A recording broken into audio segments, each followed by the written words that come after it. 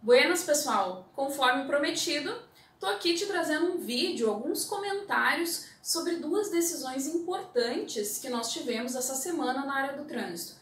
Primeiro, um julgamento do STF e também um julgamento do Tribunal de Justiça do Estado de São Paulo.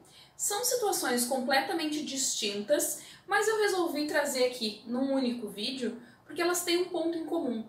Ambas discussões podem levar à suspensão do direito de dirigir. Então vamos lá. O STF definiu essa semana em um julgamento com repercussão geral, isso significa que essa decisão, esse entendimento do STF vai se aplicar ao primeiro e ao segundo grau, ou seja, a outras decisões nos tribunais inferiores. Então ela tem aplicação para todas as outras instâncias. O que o STF definiu? Em um processo que estava se discutindo um homicídio culposo no trânsito, e lá no CTB, a penalidade do homicídio culposo, além da detenção, ela também traz a previsão da suspensão do direito de dirigir. E a discussão era ali justamente que era um motorista profissional, e se esse motorista profissional poderia, seria constitucional ter o seu direito de trabalho interferido por uma penalidade lá oriunda de um crime de trânsito. E a decisão do STF foi que não há inconstitucionalidade na aplicação dessa penalidade. Já a decisão, o julgamento que teve no TJ de São Paulo, que muita gente estava bem ansioso por esse... O pessoal estava ansioso por esse julgamento, porque ali está se discutindo as situações de mera recusa. Mera recusa ao teste do etilômetro, a autuação do artigo 65A, que se dá sem provas de que aquela pessoa estava ou não sob a influência de álcool e se ela apresentava ou não alteração de capacidade, a alteração da sua dirigibilidade. Essa autuação por mera recusa é constitucional ou não? E ali, no entendimento do TJ de São Paulo, então, diferentemente da situação lá do STF, que é um caso de crime de trânsito e vai se aplicar nas outras instâncias, aqui no TJ de São Paulo, ali no TJ de São Paulo, é um julgamento que se restringe ao Estado de São Paulo, claro. Se a decisão ainda não transitou em julgado, cabe recurso, a gente ainda não sabe como vai ficar.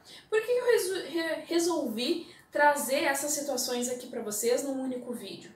Porque a gente enfrenta diariamente, quem advoga nessa área do trânsito, situações onde tu precisa judicializar casos onde a pessoa trabalha dirigindo, ou é motorista de caminhão, caminhoneiro, ou é motorista de aplicativo, hoje está muito em alta, a gente tem muitos motoristas aí trabalhando, dependendo da sua carteira, para poder trabalhar, e isso acaba vindo muito em uma demanda muito grande de clientes com esse tipo de problema. Independente se isso foi causado por um crime de trânsito, que é uma menor escala, ou na grande maioria aí a suspensão causada por uma infração administrativa ou por um acúmulo de pontos. E aí a primeira coisa que o cliente nos traz é justamente: eu não posso perder a minha carteira porque eu preciso dela para trabalhar. E o que eu trago assim de resumo? As pessoas muitas vezes levam isso para o processo, os advogados levam esse argumento do cliente para o processo, e eu tenho dito já há alguns anos que isso não é suficiente. Eu particularmente até concordo com o STF, não há inconstitucionalidade, são situações diferentes, Claro que abre uma margem de discussão absurda, tanto é que foi parar no STF, mas a importância, com essas duas decisões acerca de constitucionalidade de algumas medidas, a gente ressalta a importância que o advogado que vai trabalhar nessas áreas, nessa área de trânsito especificamente, se atente a detalhes. A gente vive atualmente uma advocacia de trânsito focada no detalhe. Quem ganha um processo ou perde o processo, muitas vezes perde ou ganha por conta de um detalhe.